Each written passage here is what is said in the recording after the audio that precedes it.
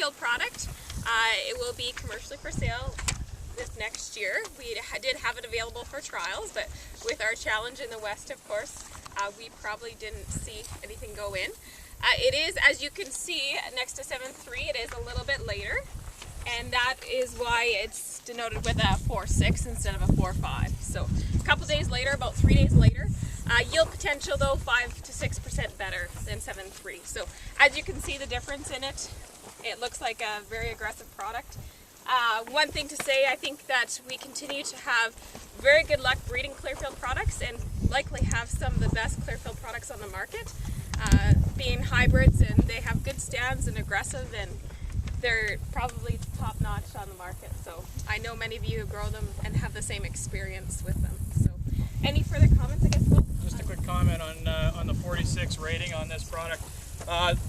Without dating yourselves, how many guys with a show of hands grew 46 A76 back in the day, the open pollinated Clearfield? There's just a few hands up there. A lot growing in this area. Yeah, I know this is a very popular area for that product. In terms of maturity and staging, H75 will still come in ahead of 46 A76. So that's what we've seen in some data that we've looked at back over the years. It is a 6 maturity, but it's an early 6 maturity. You can kind of bracket segment that. So like Andrea said, 2 to 3 days later than H73, but it's still a day or two earlier than what 46 A76 was. How's it compared in height to 76? This is probably a little bit bigger.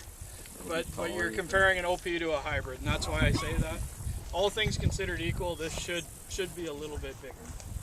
It's one thing to point out the A65 sign here. So of course, open pollinated. You can quickly take a look at where we've gone with canola from open pollinated to look across here to a hybrid product. So you can see a difference. And that's the standard check too, right?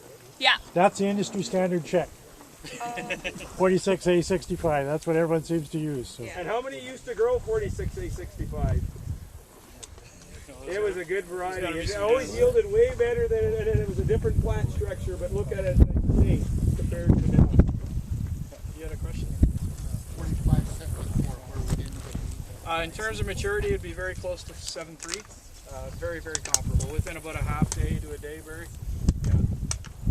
Yeah, up in this area. It's a big bulky plant, 7.5. It looks good.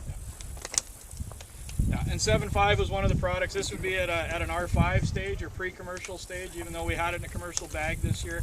It's kind of the second year of field testing after PATS to make sure when you guys grow a quarter section of H75 that's been field tested under farmer conditions for 2 years. So you can have some element of confidence that this isn't coming straight from a research plot into your farm. There's at least 2 years of field scale testing involved with it before it becomes Actually, fully Dennis, where's Dennis? Right here. Has a side-by-side with 73, 74, and 75, which are up north of Sandy Lake there as well too. So we do thank you, Dennis, for you. I thank Dorgarnos for the pat. Thank you for getting 2 side-by-sides, and you're the winner of that this year. What's the prize? Good looking canola too. It's not in the bin yet. So as far as the Clearfield segment goes, these are some excellent products that will be available next year. I guess Steve with BASF will probably talk on chemistry over at our other site here in a little bit. So he'll maybe go into that, but excellent alternative from Roundup Ready and Vigor Canola. So.